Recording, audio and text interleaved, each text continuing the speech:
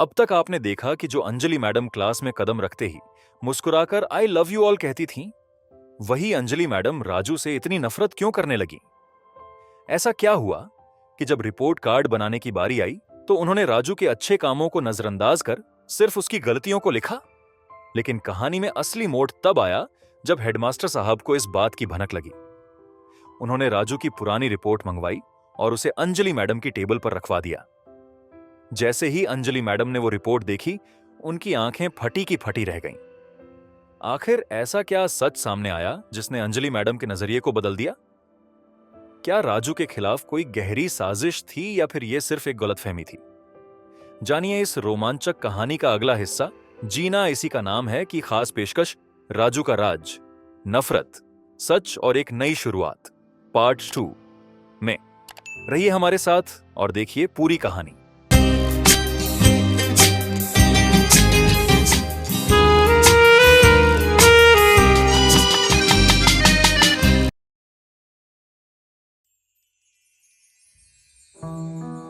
तीसरी कक्षा की रिपोर्ट में लिखा था, राजू बहुत बुद्धिमान, संवेदनशील और अपने शिक्षकों व मित्रों से लगाव रखने वाला बच्चा है।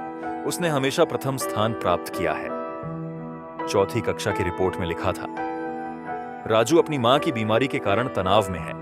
उसकी मां को अंतिम चरण का कैंसर है और घर पर उसकी देखभाल करने वाला कोई नहीं है। इससे उसकी पढ़ाई पर गहरा प्रभाव पड़ा है। नीचे हेडमास्टर ने लिखा था, राजू की मां का देहांत हो चुका है और उसके साथ ही राजू के जीवन की चमक भी बुझ गई है। इससे पहले कि बहुत देर हो जाए, हमें उसे संभालना होगा। यह पढ़कर मैडम का दिल भारी हो गया। उनकी आंखों से आंसू बह निकले। अगले दिन जब उन्होंने आई लव यू ऑल कहा तो उन्हें महसूस हुआ कि वह झूठ बोल रही थी, क्योंकि आज उनका सबसे अधिक प्यार एक उलझे बालों वाले बच्चे राजू के लिए था। उस दिन उन्होंने राजू से सवाल पूछा, लेकिन जब उसने सिर झुका लिया तो उन्होंने उसे डांटा नहीं, बल्कि मुस्कुराकर उसे अपने पास बुलाया। उन्होंने उसे जवाब बताया और दोहराने के लिए कहा। जब राजू ने डरते डरते जवाब दिया तो मैडम ने ताली बजाई और पूरी कक्षा से भी ताली बजवाई। धीरे धीरे यह उनकी दिनचर्या बन गई। मैडम उसे प्रोत्साहित करने लगी। राजू में भी बदलाव आने लगा।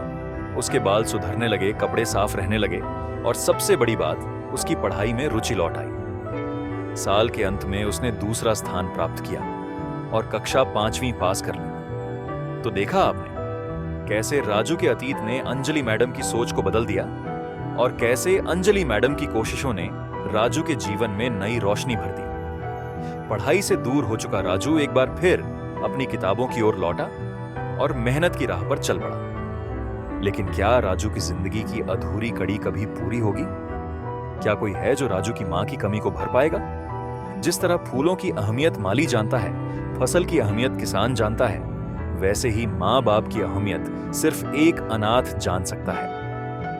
पर याद रखिए, यह कहानी अभी खत्म नहीं हुई है। अब भी बहुत कुछ बाकी है।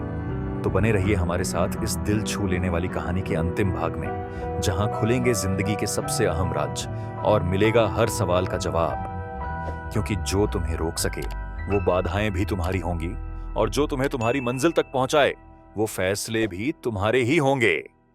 जय हिंद, वंदे मातरम।